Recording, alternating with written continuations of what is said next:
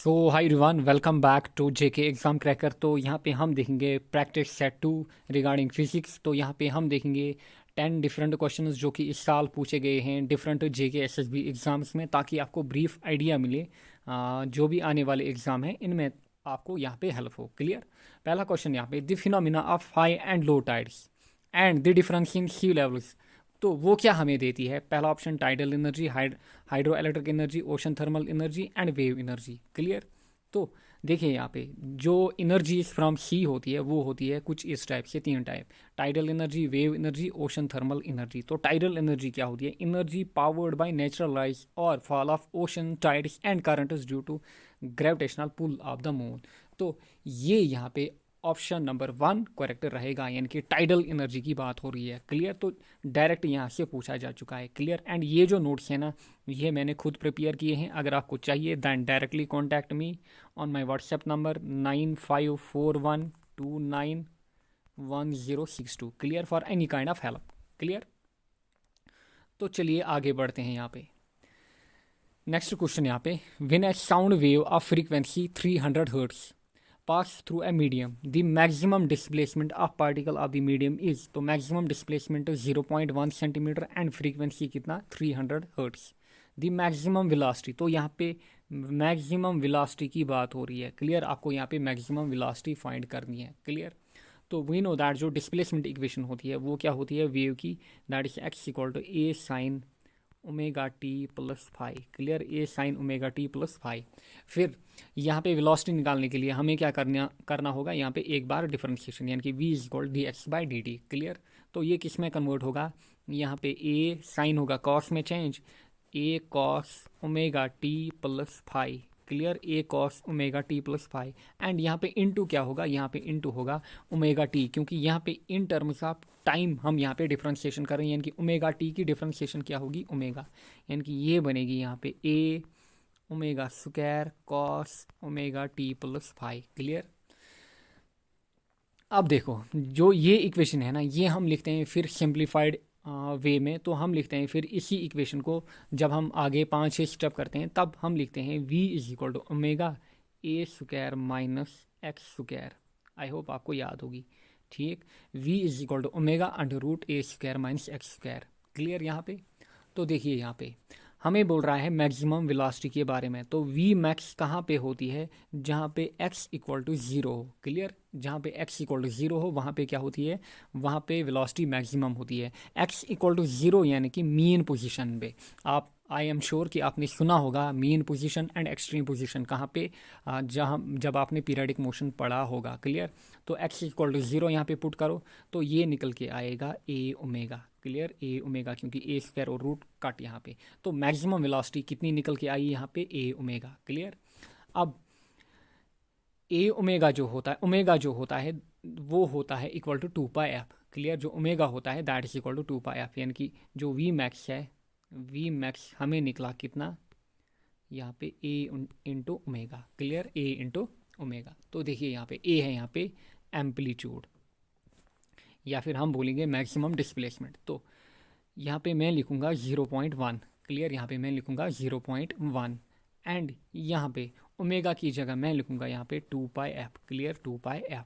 F यहाँ पे frequency, यानी कि मैं लिखूँगा यहाँ पे 0.1 इंटू 2 इंटू 22/7 इंटू फ्रीक्वेंसी कितनी यहाँ पे? 300 हर्ट्स। क्लियर। तो ये निकल के आएगा अराउंड 187 कुछ, that's equal to option B, यानी कि 190, जो कि यहाँ पे करेक्ट रहेगा। नेक्स्ट है यहाँ पे, which rule is applied to find the direction of force acting on the current carrying conductor. तो करंट कैरिंग, ये है कंडक्टर यहाँ पे। तो ये कंडक्टर अगर क्या कैरी कर रहा है? करंट। तो यहाँ पे आपसे पूछ रहा है कि विच रूल इज अप्लाइड या applicable to find the direction of force. Clear. If the direction of current and direction of magnetic field is known. अगर हमें direction of current and magnetic field already known है तो हमें क्या find करना है? Direction of force. तो we know that ये कौन होता है? ये होता है Fleming's left hand rule. Clear. ये है डायरेक्शन ऑफ करंट यहाँ पे, ये है डायरेक्शन ऑफ फील्ड यहाँ पे, मैग्नेटिक फील्ड। तो ये है डायरेक्शन ऑफ फोर्स यहाँ पे, that is Fleming's left hand rule. Next question यहाँ पे, a wave's velocity is 320 metre per second and its wave length is 8 metre, find its frequency in hertz. तो यहाँ पे अगेन आपको इक्वेशन पता होनी चाहिए थी। तो इक्वेशन क्या है, v is equal to f into lambda, यानी कि जो वेलोसिटी होती है that is frequency into lambda. तो यहाँ पे अपन को क्या फाइंड करना है, अपन को फाइंड करना है फ्रीक्वेंसी। तो फ्रीक्वेंसी निकल के आएगी v upon lambda, clear, v upon lambda. तो v की वैल्यू यहाँ पे पुट करो, that is 320 divided by lambda की वैल्यू यहाँ पे पुट करो 8, तो 8 4 32, 8 0 0, तो यहाँ पे निकल के आएगा 40 हर्ट्ज, क्लियर। तो 40 यहाँ पे करेक्ट रहेगा। तो इक्वेशन क्या अप्लाई करनी थी, v is equal to f lambda, यानी कि velocity is equal to frequency into lambda. Next question यहाँ पे, a body with maximum distance between two of its particles being 0.4 metre is rigid, clear. तो यहाँ पे rigid body की definition बोल रहा है, तो रिजिड बॉडी, क्लियर।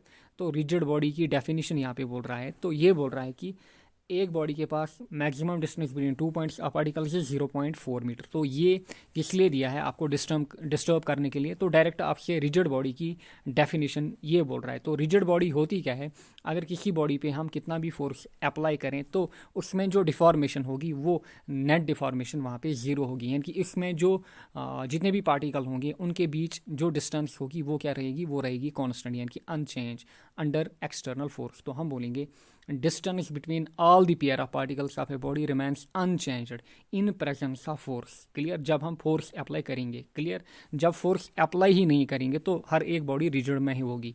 बट जब इस बॉडी पे हम क्या करेंगे अप्लाई यहाँ पे फोर्स, एंड अगर इसके पार्टिकल जो है ना इनमें कोई भी चेंज नहीं आ रही है, क्या इनमें कोई भी चेंज नहीं आ रही है, तो हम बोलेंगे ये बॉडी क्या है, रिजिड यहाँ पे। Next question, this statement of law of inertia states that, आपने लॉ ऑफ इनर्शिया सुना होगा या फिर उसकी स्टेटमेंट देखी होगी। तो वो क्या कहता है, वो कहता है कि अगर एक बॉडी रेस्ट में है तो ये रेस्ट में रहेगी, या फिर अगर एक बॉडी मूव कर रही है तो ये मोशन में ही रहेगी। कब तक, जब तक ना इस पर कोई एक्सटर्नल फोर्स लगे। वो एक्सटर्नल फोर्स, जो एक्सटर्नल फोर्स होते हैं, external force they can be of two types, या तो बैलेंस्ड फोर्स होगा या तो अनबैलेंस्ड फोर्स होगा, क्लियर। जो बैलेंस्ड फोर्स होगा इस कंडीशन में बॉडी में कोई भी चेंज नहीं आएगी, क्लियर। अगर रेस्ट पे है तो रेस्ट में ही रहेगी, अगर बॉडी मोशन कर रही है तो मोशन में ही रहेगी। अनबैलेंस्ड फोर्स में क्या होता है, यहाँ पे चेंज आती है बॉडी में। तो ये लॉ कहता है कि अगर कोई बॉडी रेस्ट में है तो रेस्ट में ही रहेगी, अगर बॉडी मोशन में है तो मोशन में ही रहेगी। कब तक, जब तक ना कोई एक्सटर्नल अनबैलेंस्ड फोर्स बॉडी पे क्या करे, एक्ट करे। क्योंकि जब भी अनबैलेंस्ड फोर्स लगेगा तो वहाँ पे क्या होगा, वहाँ पे चेंज होगी वो वाली स्टेट में, स्टेट ऑफ रेस्ट और स्टेट ऑफ मोशन में। Next question, a coil with 25 turns and 2 centimeter length is passed in 1 second over a bar magnetic north pole and pulled away in 0.5 second through the same distance. What will you observe? Clear. तो direct यहाँ पे statement पूछी जा चुकी है। यहाँ पे आपको इक्वेशन नहीं अप्लाई करनी है, NIA B sine of theta. तो यहाँ पे आपको कॉन्सेप्ट पकड़ना था। तो जो इंड्यूस्ड करंट होती है वो हाईएस्ट होती है कब, जब direction of motion of the जो कॉइल हो वो 90 डिग्री या परपेंडिकुलर होगी, और मैग्नेटिक फील्ड या फिर मैग्नेटिक फील्ड के साथ परपेंडिकुलर होगी। क्योंकि जो फ्लक्स कटिंग है वो होता है मैक्सिमम इस केस में, किस केस में, जब direction of motion of the coil क्या होगा, 90 डिग्री या परपेंडिकुलर। तो current induced in the coil is highest when the coil is moved perpendicular to the magnetic field. Next question यहाँ पे, a particle moves on x-axis starting from x equal to 1 if the particle moves 5 units in the positive direction and 3 units in the negative direction then displacement d is given by।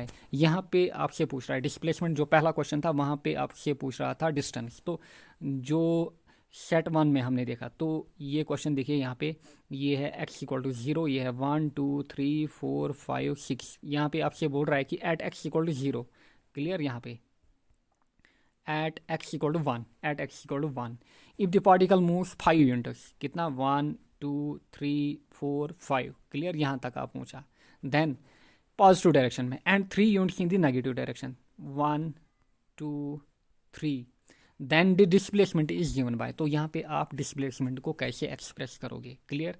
जो last वाला question हमने किया था set 1 में जो पूछा गया था, तो वहाँ पे हमें दिया गया था टोटल पाथ लेंथ। तो टोटल पाथ लेंथ क्या होती है, टोटल डिस्टेंस। बट यहाँ पे हमें बोल रहा है कि डिस्प्लेसमेंट, क्लियर, डिस्प्लेसमेंट क्या होगी। तो डिस्प्लेसमेंट जो होगी इस केस में वो होगी, पहले कितना कवर किया 5, फिर रिटर्न बैक कितना किया 3, तो 5 - 3 यहाँ पे, क्लियर। आई होप आपको समझ में आया होगा।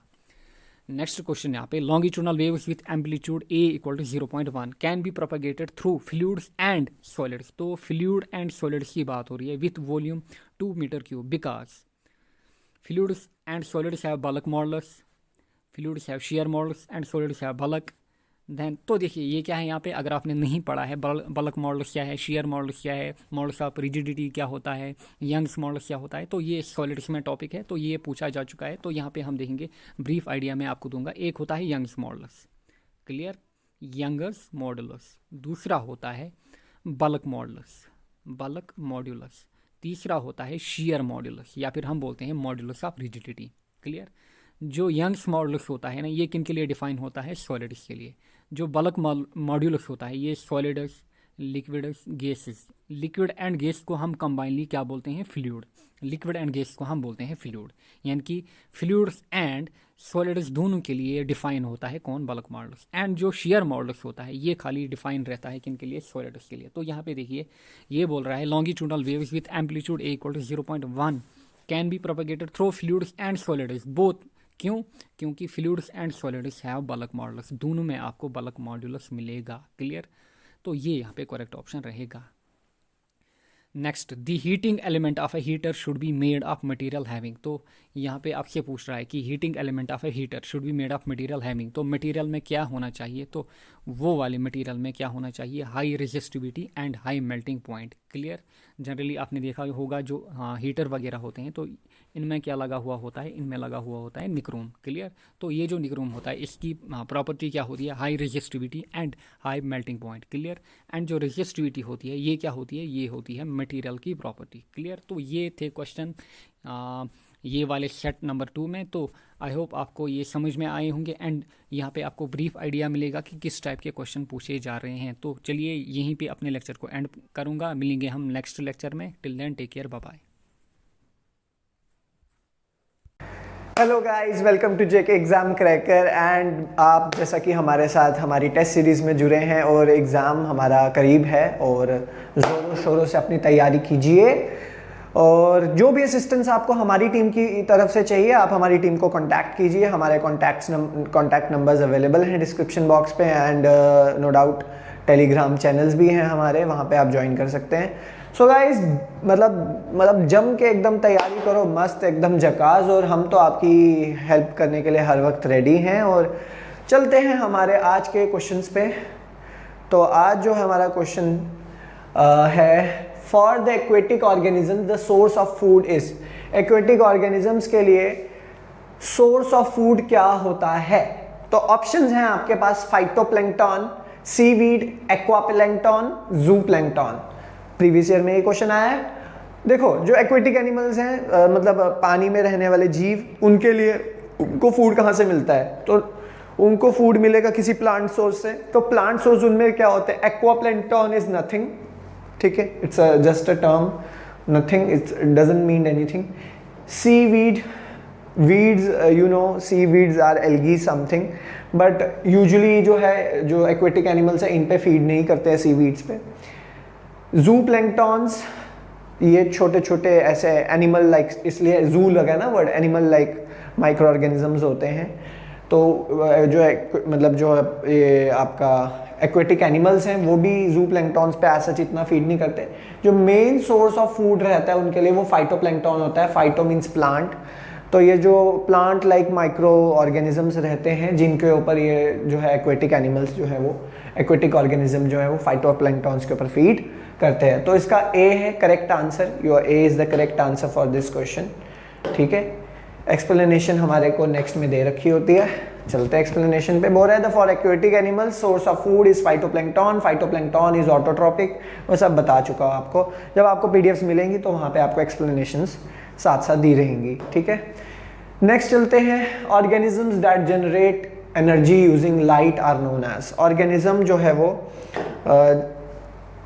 जो एनर्जी जनरेट करते हैं लाइट के इस्तेमाल से, उन ऑर्गेनिजम्स को क्या कहा जाता है? क्लियर, ये क्वेश्चन जो है क्लियर डेफिनेशन बेस्ड क्वेश्चन है। जल्दी से इसका आंसर बता दो।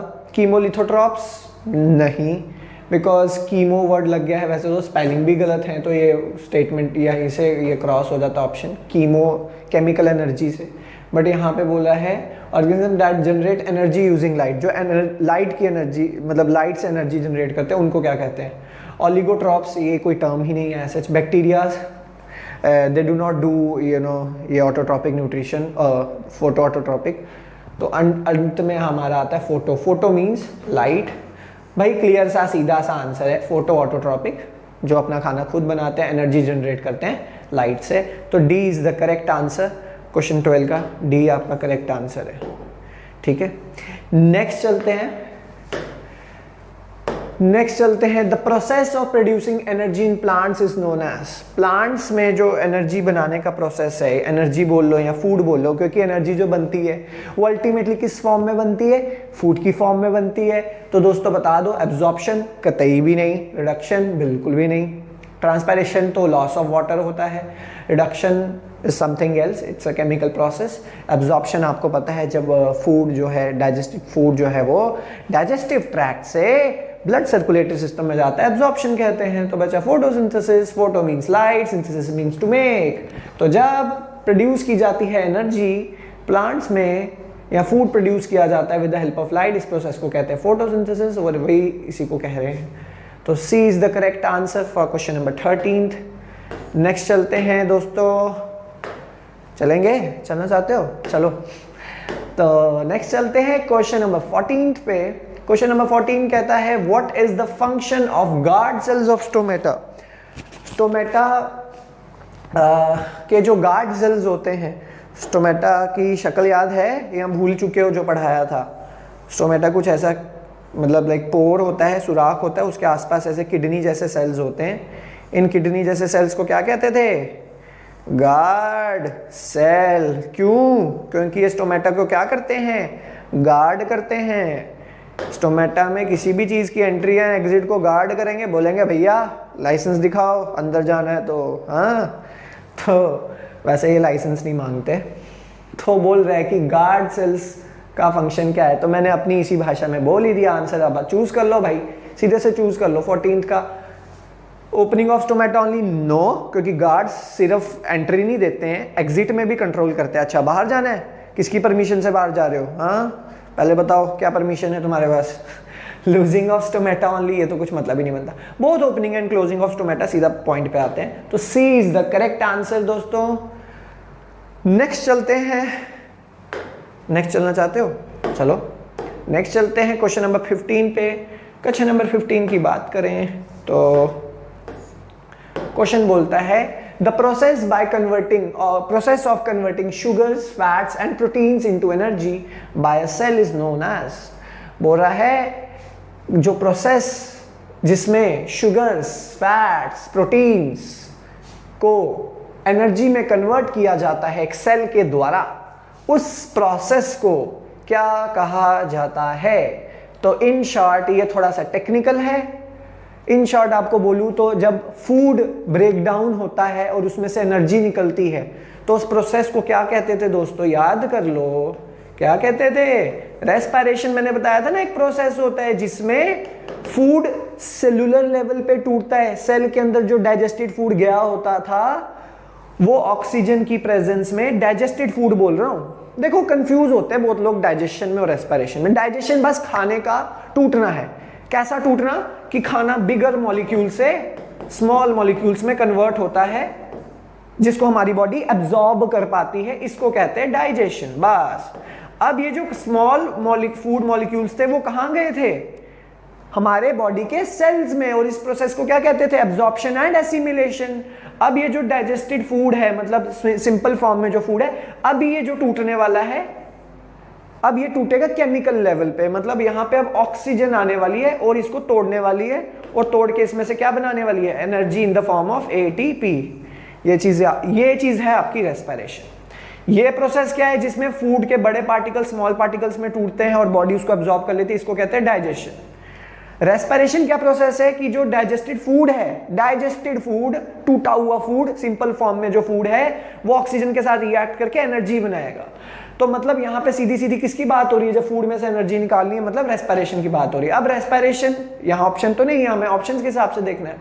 तो याद करो, मैंने आपको रेस्पिरेशन में बताया था 3 तरह के स्टेप्स होते हैं। सबसे पहले ग्लाइकोलिसिस होता है, ठीक है, ग्लाइकोलिसिस जब ग्लूकोज टूटता है, बिकॉज सिंपल फॉर्म में, जब फूड सिंपल फॉर्म में आता है तो किस फॉर्म में आता है, ग्लूकोज की फॉर्म में। अगर कार्बोहाइड्रेट है, शुगर्स हैं तो ग्लूकोज की फॉर्म में, फैट्स हैं तो फैटी एसिड्स, लिपिड्स, प्रोटीन्स हैं तो अमीनो एसिड्स, ये इनकी सिंपल फॉर्म्स होती हैं।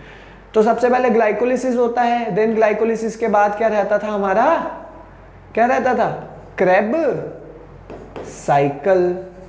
ठीक है, हमारा क्या रहता था, क्रेब साइकिल। क्रेब साइकिल के बाद हमारा रहता था इलेक्ट्रॉन ट्रांसपोर्ट चेन या इलेक्ट्रॉन ट्रांसपोर्ट सिस्टम।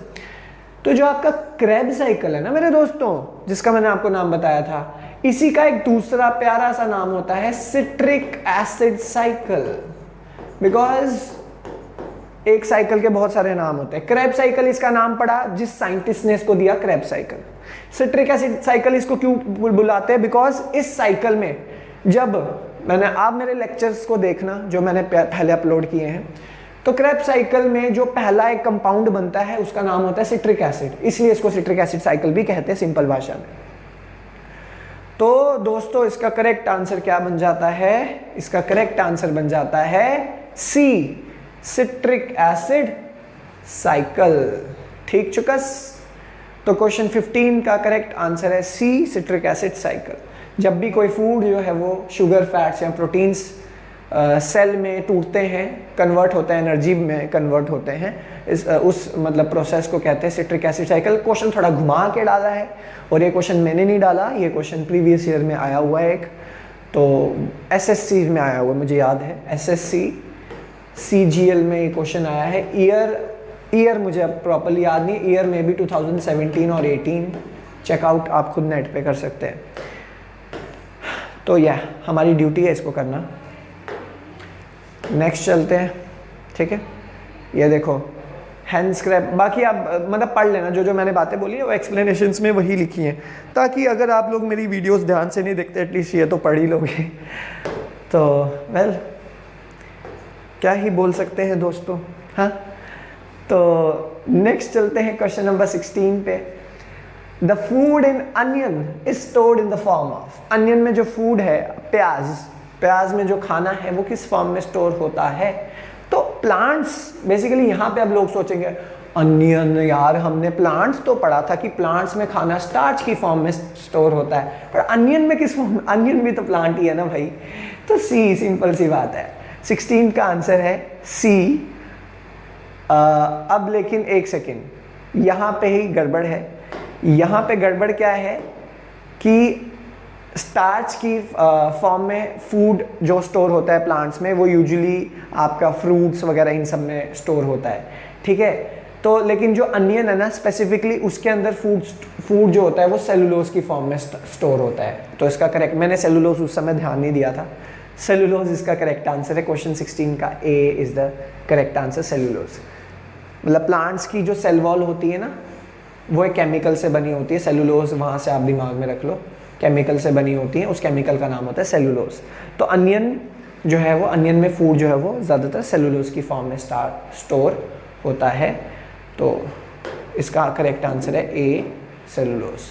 ठीक है, नेक्स्ट चलते हैं, एक्सप्लेनेशन इसकी दिखा देता हूँ। ये देखो, cellulose fibres are fibres made, because ये सेलुलोज जो होता है वो फाइबर्स की फॉर्म में होता है, इसलिए इसको ईजी नहीं होता हमारी बॉडी में डाइजेस्ट करना। बट हाँ, ये जो सेलुलोज फाइबर्स, मैंने आपको न्यूट्रिएंट्स वाली वीडियो में बताया था, फाइबर्स बहुत ज़्यादा इंपॉर्टेंट होते हैं, सो डैट हमारा जो है ईजेशन प्रोसेस प्रॉपरली होता रहे, हमारे डाइजेस्टिव सिस्टम के लिए बहुत इंपॉर्टेंट होता है। ठीक है, तो अनियन में ज़्यादातर सेलुलोज होता है और उसमें फूड जो है वो सेलुलोज की फॉर्म में स्टोर होता है। ठीक, तो नेक्स्ट चलते हैं क्वेश्चन नंबर 17 में। क्वेश्चन नंबर 17 कहता है the lichen is an association between which of the two, lichens किन दो के बीच में एसोसिएशन होती है, algae and fungus, algae and tree, fungus and tree, bacteria and legume plants. तो lichen is a symbiotic relationship between, lichen एक symbiotic relationship है, म्यूचुअल रिलेशनशिप है, जिसमें जो दो ऑर्गेनिजम्स एक दूसरे के साथ जुड़े होते हैं, जुड़े इन द सेंस मतलब एक दूसरे के कनेक्टेड होते हैं, नॉट फिजिकली बट जैसे भी, तो कनेक्टेड होते हैं, तो वो एक दूसरे को बेनिफिट देते हैं, म्यूचुअल बेनिफिट देते हैं। अगर एक उसको खाना दे रहा है तो दूसरा बदले में उसको छत दे रहा है, लाइक दैट। तो लाइकन्स वैसे एक रिलेशनशिप है, किसके बीच में रहता है वो आपने अब तक आइडेंटिफाई कर लिया होगा, एल्गी एंड फंगस। 17 का आंसर है A, algae and fungus. Algae food देती है, फंगस बदले में उसको छत खाना देता है, सॉरी शेल्टर देता है। तो एल्गी एंड फंगस के कॉम्बिनेशन को हम लाइकन्स कहते हैं, स्पेशल नाम देते हैं लाइकन्स। और लाइकन्स, आपको एक लाइकन्स का एक फैक्ट बताऊं, लाइकन्स को ना पॉल्यूशन इंडिकेटर भी कहा जाता है। मतलब लाइकन्स ऐसी जगहों पे ग्रो करेंगे जहाँ पे पॉल्यूशन नहीं होता है, और जहाँ पे ये दिखेंगे आपको समझ जाना उस एरिया में पॉल्यूशन कम है। मतलब हमारे जितने भी जम्मू कश्मीर के पहाड़ी इलाके हैं ना, वहाँ पे लाइकन्स ईजिली दिखेंगे। लेकिन आप बात करो जम्मू सिटी की, श्रीनगर सिटी की, यहाँ पे जो क्राउडेड एरियाज़ होते हैं, यहाँ पे लाइकन्स आपको नहीं दिखेंगे।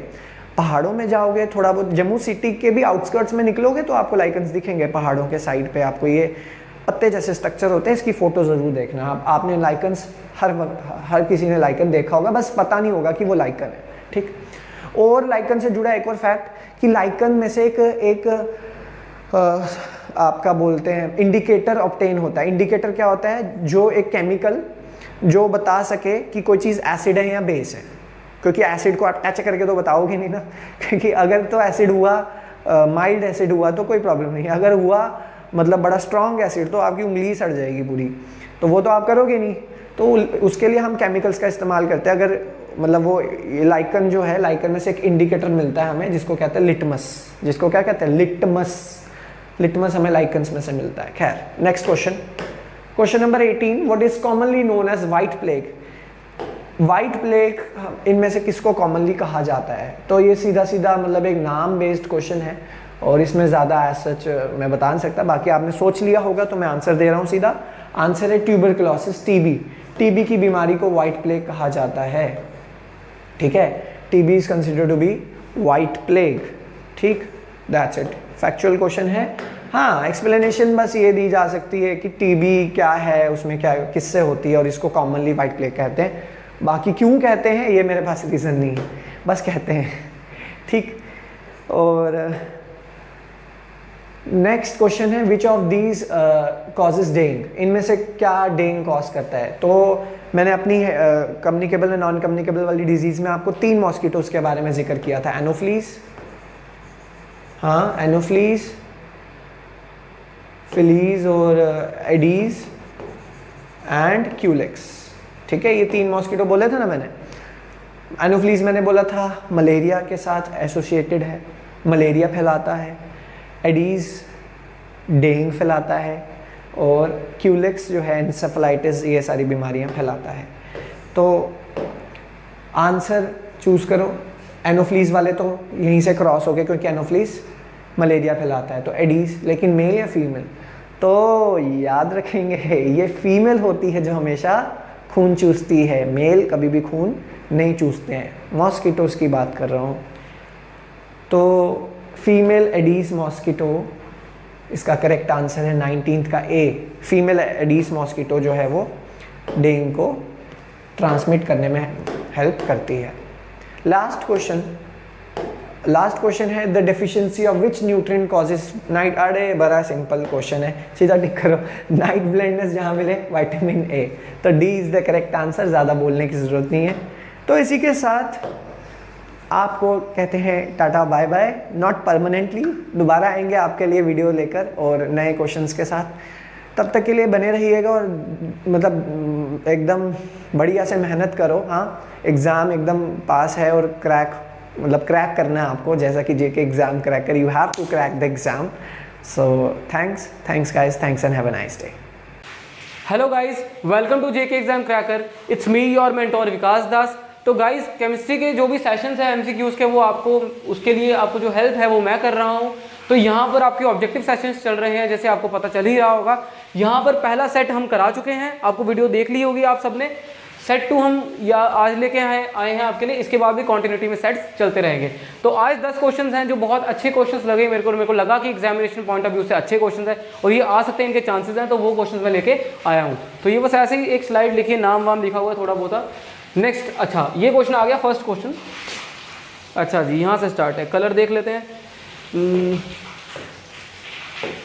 ठीक है, कलर चलेगा, ये चला लेता हूँ थोड़ा सा। ठीक है गाइस। अच्छा देखो, सबसे पहला क्वेश्चन ही रिएक्शन के ऊपर है। Al2O3 plus 2 times NaOH gives us dash plus H2O। ये बहुत बेसिक सी रिएक्शन है, बहुत ही बेसिक रिएक्शन है। जब ऑक्साइड को, ये reaction acid and bases chapter करके 10th में रहता है, उसमें होता है, ठीक है। तो ये जो रिएक्शन है, इसका आंसर मैं आपको बता देता हूँ, मैं आपको रिएक्शन बताता हूँ, ठीक है। इसका आंसर जो है ना यहाँ पे NaAlO2 है। इसका नाम सोडियम एल्यूमिनेट बोलते हैं इसको। मैं नाम लिख देता हूँ उसका यहाँ पे, सोडियम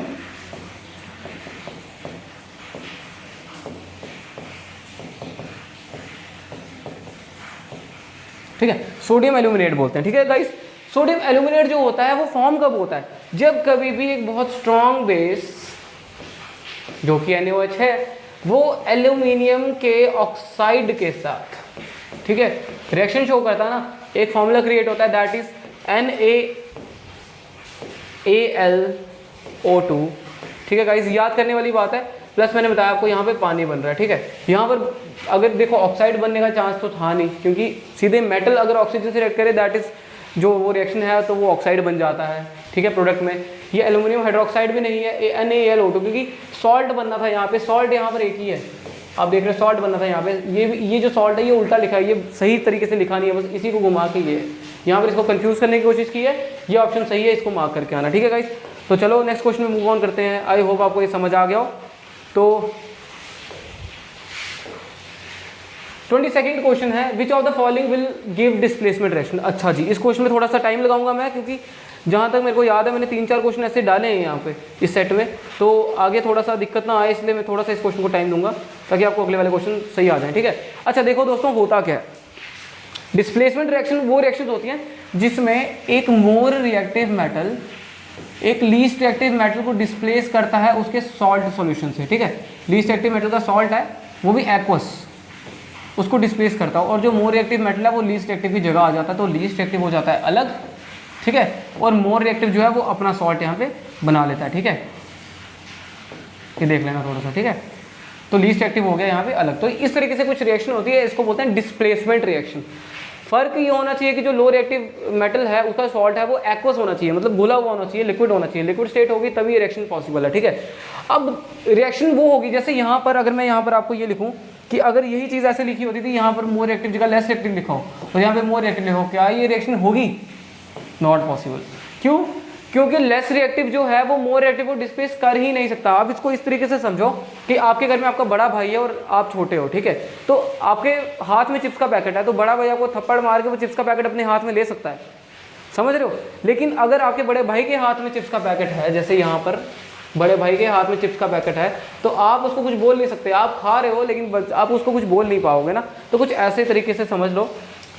तो डिस्प्लेसमेंट रिएक्शन शो करने के लिए आपको पता होना चाहिए कि कौन सा मेटल किससे ज़्यादा रिएक्टिव है, कम रिएक्टिव है, ठीक है। इसके लिए एक शॉर्ट ट्रिक है मेरे पास, देख लो, 1 मिनट लगेगा, लिख देता हूँ मैं यहाँ पे।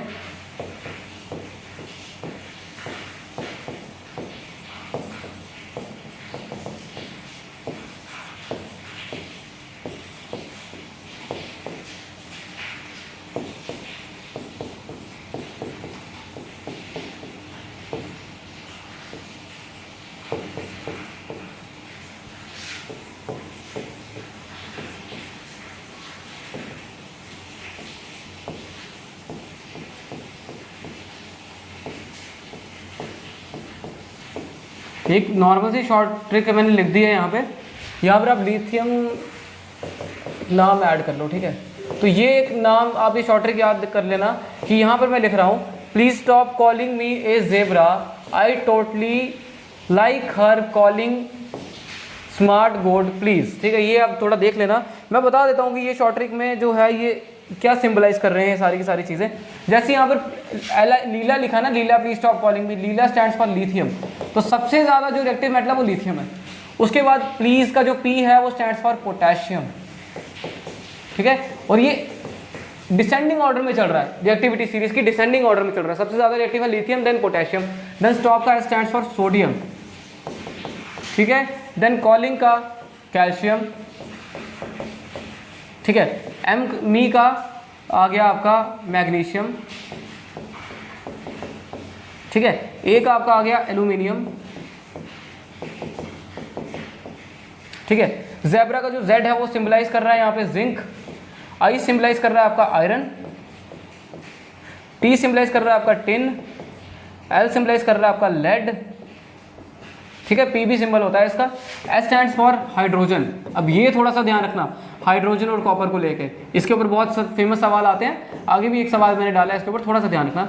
S stands for silver, G stands for gold और P स्टैंड्स फॉर प्लैटिनम।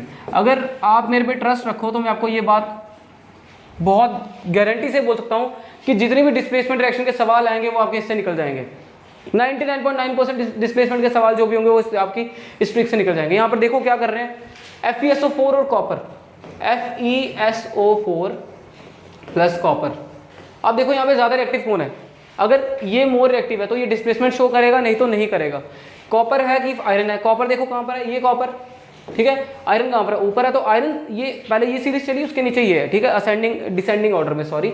तो सबसे ज़्यादा reactive lithium, then potassium, then sodium, then calcium, magnesium, aluminium, zinc. Iron reactivity series में जिंक के बाद है, और आयरन के नीचे आ रहा है कॉपर, तो ये रिएक्शन पॉसिबल नहीं है, बिल्कुल नहीं है। फिर आगे AgNO3 प्लस कॉपर।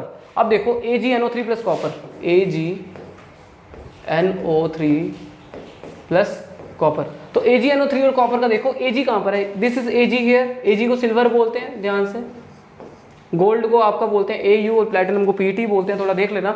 सिल्वर जो होता है वो Ag होता है, ठीक है। तो Ag यहाँ पर लीस्ट एक्टिव है, कॉपर मोर एक्टिव है, क्योंकि Ag कॉपर जो है वो सिल्वर के ऊपर है ना, तो ये आपका डिस्प्लेसमेंट एक्शन शो करेगा, बाकी देखने की जरूरत नहीं है। लेकिन तब भी देख लेना, CuSO4 है, सिल्वर है, सिल्वर जो है वो लीस्ट एक्टिव है, कॉपर से डिस्प्लेसमेंट शो नहीं करेगा। NaCl है और कॉपर है, सोडियम जो है वो ज़्यादा रिएक्टिव है, किससे, कॉपर से, तो ये भी रिएक्शन शो नहीं होगी। तो इसका ऑप्शन जो करेक्ट है वो है बी। ये थोड़ा सा समझ लोगे, आगे 2-3 सवाल मेरे को जल्दी हो जाएंगे, थोड़ा इसको स्क्रीनशॉट अगर आपने लेना है ले लो, पॉज कर लो, जैसा आपको अच्छा लगे, ठीक है। तो ये ट्रिक उतार लेना। नेक्स्ट स्लाइड पे जा रहा हूँ, ठीक है। अब यहाँ पर देखो सेम रिएक्टिविटी सीरीज चली, ठीक है, सेम रिएक्टिविटी सीरीज चली है यहाँ पे, ठीक है। अब देखो यहाँ पर सेम रिएक्टिविटी सीरीज चली है, थोड़ा सा यहाँ पे मैं इसको थोड़ा सा क्लीन करता हूँ।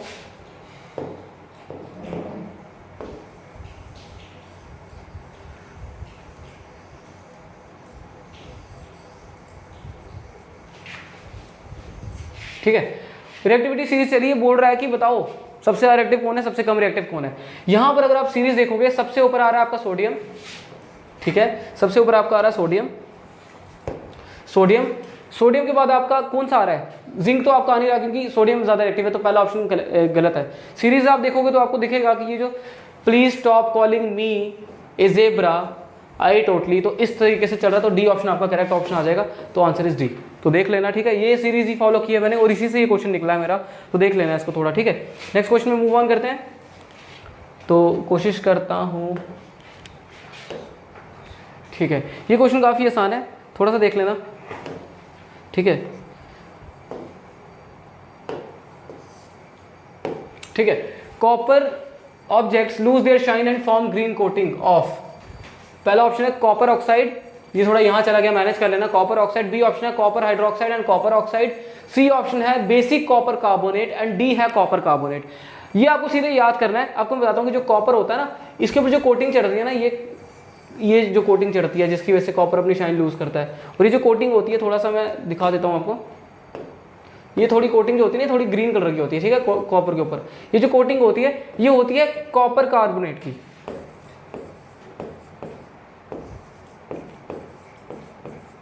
ये कोटिंग होती है कॉपर कार्बोनेट की, और कॉपर कार्बोनेट की कोटिंग होती है, लेकिन यहाँ पर कॉपर कार्बोनेट, यहाँ पर दो ऑप्शन दे रखे हैं, एक बेसिक और कॉपर कार्बोनेट, ठीक है। तो यहाँ पर अगर आप बिल्कुल एग्जैक्ट मेरे से पूछोगे तो मैं आपको बोलूंगा बच्चों बेसिक कॉपर कार्बोनेट मार्क करके आना सही ऑप्शन होगा। तो ये थोड़ा सा देख लेना, क्रैमिंग वाला क्वेश्चन है, इसमें ज़्यादा कुछ कर नहीं सकते। तो ये चलो नेक्स्ट क्वेश्चन की तरफ मूव ऑन करते हैं। आई होप आपको समझ आ गया होगा, copper carbonate basic copper carbonate इसका आंसर है, ठीक है। नेक्स्ट क्वेश्चन में मूव ऑन करते हैं। 25th, which of the following statements about the given reaction 3Fe plus 4H2O gives us Fe3O4 plus 4H2 is correct, ठीक है। तो ये तरीके से देखना है कि क्या ऑप्शन यहाँ पर सही है। उसके लिए थोड़ा सा मेरे को आपको कंसेप्ट सिखाना पड़ेगा, तो बिल्कुल सिखा देता हूँ, अभी 1 मिनट लगेगा, ठीक है। देखो ध्यान से, इसके लिए आपको पता होना चाहिए ऑक्सीडेशन और रिडक्शन क्या होती है, ठीक है। अब देखो ऑक्सीडेशन वो रिएक्शन होती है, एक होती है, एक तरफ लिख रहा हूँ ऑक्सीडेशन, एक तरफ लिख रहा हूँ रिडक्शन। ऑक्सीडेशन वो रिएक्शन होती है जिसमें गेन किसका होता है, गेन होता है ऑक्सीजन का, लॉस होता है हाइड्रोजन का, या इलेक्ट्रॉन्स के तरीके से बात करोगे तो लॉस ऑफ इलेक्ट्रॉन्स हो तब भी ऑक्सीडेशन है। और इसका अपोजिट जो होता है वो रिडक्शन होता है, ठीक है, ठीक है। सबसे पहला क्या होता है, ये होता है गेन हाइड्रोजन का रिडक्शन में, लॉस ऑक्सीजन का और गेन ऑफ इलेक्ट्रॉन्स, ठीक है। तो ये अगर कोई चीज़ होगी तो ये रिडक्शन हो जाता है, ठीक है। अब देखो जो सबस्टेंस ऑक्सीडाइज हो रहा होगा ना वो रिड्यूसिंग एजेंट होगा, और जो सबस्टेंस रिड्यूस हो रहा होगा वो ऑक्सीडाइजिंग एजेंट होगा, याद रखना, ठीक है। तो अब मैं आपको बताता हूँ कि यहाँ पर देखो क्या चीज़ हो रही है, ऑप्शंस देखो ध्यान से, ये आपको मैंने सामने लिखे, उसके ज़्यादा आगे आपको ज़्यादा डिटेल में नहीं जाने की जरूरत है अभी फिलहाल। ये देखो इससे क्वेश्चन निकल जाएगा आपका। आयरन यहाँ पर ऑक्सीजन खा रहा है, आयरन को यहाँ पर Fe था, यहाँ पर O3 हो रहा है, आयरन ऑक्सीडाइज हो रहा है, सही ऑप्शन, बिल्कुल सही ऑप्शन। आयरन को ऑक्सीजन मिला ना यहाँ पे, और ऑक्सीजन का गेन हो तो क्या था, ऑक्सीडेशन था, मैंने बोला अभी। Then water is getting reduced, क्या पानी से ऑक्सीजन छिन रहा है, देखो ना पानी से ऑक्सीजन छिन रहा है, यहाँ पर H2, हाँ पानी से ऑक्सीजन भी छिन रहा है, तो ये ऑप्शन भी करेक्ट है। अब तीसरा, water is acting as reducing agent. Reducing agent क्या होता है, जो क्या करे किसी चीज को किसी चीज को रिड्यूस करे। रिड्यूसिंग एजेंट होता है जो किसी चीज को रिड्यूस करे। अगर पानी रिड्यूसिंग एजेंट होता तो वो आयरन को रिड्यूस कर रहा होता है, लेकिन आयरन क्या हो रहा है, थोड़ा सा बता देता हूँ बेसिक वे में, थोड़ा देखना। यहाँ पर आयरन का मॉलिक्यूल बनाया मैंने, और यहाँ पर पानी का मॉलिक्यूल बनाया, थोड़ा सा समझना इसको, ठीक है, ठीक है। अब ये जब, अब देखो ये ऑक्सीडाइज हो रहा है ना, यहाँ पे ऑक्सीडाइज हो रहा है, ये रिडक्शन हो रहा है, ठीक है। अब अगर ये ऑक्सीडाइज हो रहा है ना, देखना ध्यान से, अगर ये रिडक्शन हो रहा है ना तो ये किसी को ऑक्सीडाइज कर रहा है, मतलब ये अपना ऑक्सीजन किसी को दे रहा है ना, तो ये ऑक्सीडाइजिंग एजेंट है, ठीक है। ध्यान से समझना मेरी बात कि पानी ने अपना ऑक्सीजन आयरन को दिया, मतलब पानी ने रिडक्शन शो करी, साथ में इसको ऑक्सीडाइज करने में हेल्प करी, तो पानी ने आयरन को ऑक्सीडाइज करवाया, तो पानी ऑक्सीडाइजिंग एजेंट हुआ ना। और आयरन ने क्या किया, इसको ऑक्सीजन छीना, इसको रिड्यूस करने में हेल्प करा, तो आयरन क्या हो गया, रिड्यूसिंग एजेंट। तो ये चीज़ के ऊपर थोड़ा काम कर लोगे तो समझ आ जाएगा। नेक्स्ट क्वेश्चन भी इसी के ऊपर है शायद से, तो देख लो सी ऑप्शन क्या है। मैंने यहाँ पर लिखा है पानी क्या है, ऑक्सीडाइजिंग एजेंट है, रिड्यूसिंग है, पानी ऑक्सीडाइजिंग एजेंट है, ये क्लियर है, ये गलत है, तो इसका ऑप्शन आ जाएगा पहला, दूसरा और चौथा क्लियर है, ये option C is the right answer, ठीक है, सही जवाब। केबीसी में होता है, अभी तक पैसे जीत गए होते हैं। चलो जी, इसके आगे और दूसरा सवाल देखते हैं क्या नंबर लगा है। 5 सवाल हो गए हैं, बहुत खूब। नेक्स्ट सवाल बहुत आसान सवाल है। Which of the following are exothermic process. Exothermic वो रिएक्शन होती हैं, एक्सोथर्मिक वो रिएक्शंस होती हैं जिसमें हीट प्रोड्यूस होती है, ठीक है, और इसका अपोजिट होता है उसको एंडोथर्मिक बोलते हैं, ठीक है, हीट प्रोड्यूस होती है। तो इसमें से किस रिएक्शन में हीट प्रोड्यूस हो रही है, तो अगर आपने लेक्चर्स केमिस्ट्री के अच्छे से लगाए हो आपको पता होगा कि जो सब्लिमेशन है ना और इवेपोरेशन है, दोनों की दोनों एंडोथर्मिक प्रोसेसेस है, एंडोथर्मिक, ठीक है। मतलब क्या कि इसमें क्या होता है कि हीट लूज होती है, इवेपोरेशन जब हो रहा होता है हीट लूज हो रही होती है, सब्लिमेशन के टाइम भी हीट लूज हो रही होती है। डाइल्यूशन ऑफ एसिड, एसिड को डाइल्यूट करने के लिए जब हम पानी डालते हैं ना, ठीक है, जब एसिड को डाइल्यूट करने के लिए इसमें हीट गेन हो रही होती है, इवेपोरेशन में हीट देनी पड़ती है, सब्लिमेशन में भी हीट देनी पड़ती है, तो ये एंडोथर्मिक है। तो डाइल्यूशन ऑफ एसिड, ठीक है, तो एसिड को जब हम डाइल्यूट कर रहे होते हैं ना, मतलब इसमें हम डालते हैं पानी, तो जब हम पानी डालते हैं ना, ये इसमें से क्या होता है, हीट बाहर निकलती है बहुत ज़्यादा, जो हाथ भी सड़ा देती है, इसलिए ध्यान से एक्सपेरिमेंट करना पड़ता है रबर ग्लव्स वगैरह लगा के। तो हीट बाहर निकल रही है, तो क्या ये एक्सोथर्मिक प्रोसेस हुआ, सही है, ये वाला ऑप्शन सही है, ठीक है। ये वाला गलत है अभी फिलहाल, ये वाला भी गलत है। Reaction of water with quick lime, water की रिएक्शन क्विक लाइम के साथ बता देता हूँ। क्विक लाइम आपका हो गया कैल्शियम ऑक्साइड, इसको पानी से रिएक्ट करोगे ना गाइस तो ये बनता है आपका स्लेक्ड लाइम, जिसको बोलते हैं CaOH2, कैल्शियम हाइड्रोक्साइड भी बोलते हैं, प्लस हीट निकलती है। अब हीट बाहर जो आ रही है क्या सिंबलाइज कर रही है, एक्सोथर्मिक रिएक्शन, तो ये भी सही है और ये भी सही है। तो फर्स्ट और सेकंड ऑप्शन जहां दिखा मार दो टिक, बेझिझक, मेरे पे भरोसा रख लो, टिक मार देना, ठीक है। ये आपका हो गया ये वाला क्वेश्चन कंप्लीट। तो आस्ते आस्ते वीडियो की एंड की तरफ हम मूव कर रहे हैं, लास्ट के 4 क्वेश्चन रह गए हैं, बस 4 क्वेश्चन रह गए हैं। अब यहाँ पर सेम ऑक्सीडाइज और रिड्यूसिंग वाला क्वेश्चन देखना, आपने देखना ऑक्सीडाइज क्या चीज हो रही है यहाँ पे ना, सबस्टेंस ऑक्सीडाइज, ऑक्सीडाइज क्या हो रहा है, ऑक्सीडाइज वही चीज होगी, ऑक्सीडाइज वही चीज होगी आपकी, एक सेकेंड सॉरी गाइस, एक सेकेंड, ये सवाल था, आपकी ऑक्सीडाइज वही चीज होगी जिसमें ऑक्सीजन जुड़ रहा होगा। क्या यहाँ पर आप देखो ऑक्सीजन कहाँ जुड़ रहा है, यहाँ HCl था ना, MnO2 था, MnCl2, Cl2 और H2O, 4 चीजें दी है। Cl2 के साथ ऑक्सीजन जुड़ा है, नहीं जुड़ा ना यार, ऑक्सीजन Cl2 के साथ नहीं है, तो ये ऑक्सीडाइजिंग एजेंट नहीं है, ये ऑक्सीडाइज नहीं हुआ। पानी हाइड्रोजन के साथ जुड़ा है, ऑक्सीजन यहाँ जुड़ा है, ऑक्सीजन सिर्फ यहाँ हाइड्रोजन के साथ जुड़ा है, इसके साथ तो ऑक्सीजन पहले से था ना, इसने ऑक्सीजन लूज किया तो ये रिड्यूस हो गया है ना, जिसने ऑक्सीजन लूज किया वो रिड्यूस हो गया। HCl ने ऑक्सीजन गेन किया, ये ऑक्सीडाइज हो गया, तो यहाँ इसका जो सही आंसर है वो है HCl, मार्क कर देना। ठीक है, तो पिछला वाला जो क्वेश्चन था उसके जो कंसेप्ट मैंने सिखाया था ऑक्सीडाइजिंग और रिड्यूसिंग एजेंट का, वही यहाँ पर लगना था। ठीक है, आई होप आपको समझ आ गया हो। तो नेक्स्ट क्वेश्चन की तरफ मूव ऑन करते हैं। विच of the following is a endothermic process, इसमें से कौन सा एंडोथर्मिक प्रोसेस है? अब देखो, एंडोथर्मिक प्रोसेस वो होता है जिसमें हीट क्या हो रही होती है, हीट क्या हो रही होती है, हीट गेन हो रही होती है, हीट एब्जॉर्ब हो रही होती है। एक्सोथर्मिक में हीट लूज हो रही होती है। ठीक है, तो ये वाला क्वेश्चन अगर आप करोगे तो आपको पता चल जाएगा कि यहाँ पर मैं आपको क्लियर कट बता देता हूँ एक बारी। ठीक है, यहाँ पर dilution of sulphuric acid, sublimation of dry ice दूसरा ऑप्शन, तीसरा condensation of water vapour, fourth one is respiration in human beings. बारी बारी सबको डिस्कस करते हैं। सल्फ्यूरिक एसिड का डाइल्यूशन करोगे तो एक्सोथर्मिक है, अभी लास्ट ऑप्शन किया, लास्ट बिल्कुल एक्सोथर्मिक रिएक्शन है। ठीक है, कंडेंसेशन वाटर वेपर्स, देखो अब पानी उड़ के गए यहाँ से, ठीक है, अब उड़ के गए तो हीट मिल रही है, तो ये क्या हो रहा होगा अभी, ये एंडोथर्मिक प्रोसेस है। इवेपोरेशन हो रहा होगा तो एंडोथर्मिक है ना, हीट ले रहा है अभी ये। लेकिन जब पानी ने कंडेंस होना है वापस से, तो हीट लूज करनी पड़ेगी, जो हीट है वो लूज करेगा पानी, पानी के जो मॉलिक्यूल है वो क्या करेंगे, हीट को लूज करेंगे।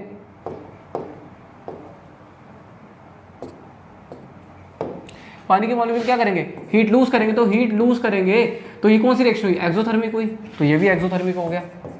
सेम रेस्पिरेशन जो एक्सोथर्मिक प्रोसेस है, याद रखना, बता रहा हूँ क्योंकि एनर्जी रिलीज होती है ना जब खाना खाते हो, खाना टूटने के बाद एनर्जी देता है, तो एनर्जी हीट एनर्जी की फॉर्म में भी निकलती है। तो यहाँ इसका जो सही ऑप्शन है ड्राई आइस। जब भी सब्लिमेशन वर्ड आया ना, सब्लिमेशन जो वर्ड है वो एंडोथर्मिक रिएक्शन के साथ जोड़ा जाता है, ये याद रख लेना आप। ठीक है, तो इसका नेक्स्ट क्वेश्चन करते हैं, बस लास्ट के 2 क्वेश्चन। किसी को अगर थोड़ा ऐसा हो रहा है, क्योंकि पहले मुझे बहुत कंप्लेंट्स आती थी कि सर बहुत स्लो वीडियो होती है, अब वीडियो तेज करके देख लो। मैं यहाँ पर एक एक चीज़ समझाने आया, क्योंकि अगर आपको मैं ये जल्दी जल्दी क्वेश्चंस करा दूंगा ना, तो हो सकता है कि ये वाला क्वेश्चन तो आपको आ जाए, लेकिन सिमिलर ऐसा कोई क्वेश्चन आएगा तो आपसे होना नहीं है वो। तो यहाँ पर मेरे को थोड़ा सा कंसेप्ट भी बताना पड़ रहा है, ताकि जो वीक स्टूडेंट्स हैं, जिनको हेल्प सही में चाहिए, जो मेरी वीडियो देख रहे हैं, ताकि उनको कोई हेल्प मिले, तो उनको सही में हेल्प मिले। देन नेक्स्ट क्वेश्चन इज यहाँ पे, ठीक है, when SO2 gas is passed through saturated solution of H2S, which of the following reaction occurs? ये रिएक्शन सीधे सीधे लिख ही देता हूँ, ज़्यादा नहीं तोड़ूंगा और रोड़ूंगा इसको। ये H2S के साथ जब पास होती है ना, यहाँ पर देखो ध्यान से, H2O बनता है प्लस सल्फाइड के जो पार्टिकल्स हैं वो निकल रहे होते हैं। ठीक है, यहाँ पर देख लेना, यहाँ पर लिखा तो मैंने कॉमन है, लेकिन बैलेंस करोगे तो इस तरीके से रहेगा। यहाँ पर आएगा 2, यहाँ पर 2H2O आ जाएगा, तो आ जाएगा 3S। तो ये आंसर है आपका। देखो ऑप्शन कहाँ दिया है, पहला वाला है SO2 + 2H2S, ठीक है, 2H2O + 3S, ठीक है, ये ऑप्शन करेक्ट है। ठीक है, ये ऑप्शन करेक्ट है, ये ऑप्शन इज करेक्ट। ठीक है, देख लेना, हाँ ये ऑप्शन सही है। ठीक है, बैलेंस करके देख लेना, ये ऑप्शन सही आ जाएगा। ये ऑप्शन सीधे बैलेंस करके देखना था। ये रिएक्शन का खेल है कि हाइड्रोजन सल्फाइड जब पास करेगी तो क्या करेगी, पानी बनाएगी और सल्फाइड अलग कर देती है। ये बेसिक रिएक्शन है, देख लेना। ठीक है, बुक्स में भी है, जब आपको सर ने पढ़ाया होगा उन्होंने बताया होगा। ठीक है, नेक्स्ट क्वेश्चन की तरफ मूव ऑन करते हैं। Product that has liquid state in 4 of the following is, कहता है इसमें से कौन सा लिक्विड स्टेट का होता है। इसका बहुत आसान सवाल है, बता देता हूं। कहता है जो क्रिस्टलाइन क्रिस्टल्स होते हैं ना, जो, ठीक है ना, क्रिस्टल सबसे अच्छे बनते हैं फर्स्ट ग्रुप और सेकंड ग्रुप एलिमेंट्स के। ठीक है, यहाँ पर जो फर्स्ट ग्रुप और सेकंड ग्रुप एलिमेंट है और जो उसके सॉल्ट होते हैं ना, वो अच्छे से क्रिस्टल बनाते हैं। उसके अलावा जब कोई भी सॉल्ट होते हैं वो मैक्सिमम एक्वस में ही होते हैं। यहाँ पर MgCl2 सेकंड ग्रुप का है, क्रिस्टल्स होंगे, नहीं आंसर। Al2 सेकंड ग्रुप का नहीं आंसर, ये भी नहीं answer. PCl5 is the correct answer. तो PCl5 मार्क करोगे। इसको बोलते हैं फॉस्फोरस पेंटाक्लोराइड, ठीक है, इसका नाम है। तो इसको बोलते हैं मैग्नीशियम क्लोराइड, इसको बोलते हैं एल्यूमिनियम क्लोराइड और इसको बोलते हैं सोडियम क्लोराइड। कॉमन सॉल्ट भी, इसको कॉमन सॉल्ट भी बोलते हैं, देख लेना। तो ये इस तरीके से 10 MCQs आज हमने कर लिए हैं। आई होप कि आपको ये 10 के 10 MCQs सही आए हों। कमेंट सेक्शन में लिख के जरूर बताइएगा कि आपके कितने ठीक हुए इसमें से ना, ताकि मेरे को पता चले कि बच्चे किस लेवल के हिसाब से प्रिपेयर कर रहे हैं, उनको कैसे ऑब्जेक्टिव देने हैं। तो मिलते हैं हम अपनी नेक्स्ट वीडियो में, तब तक के लिए thank you so much and stay tuned guys.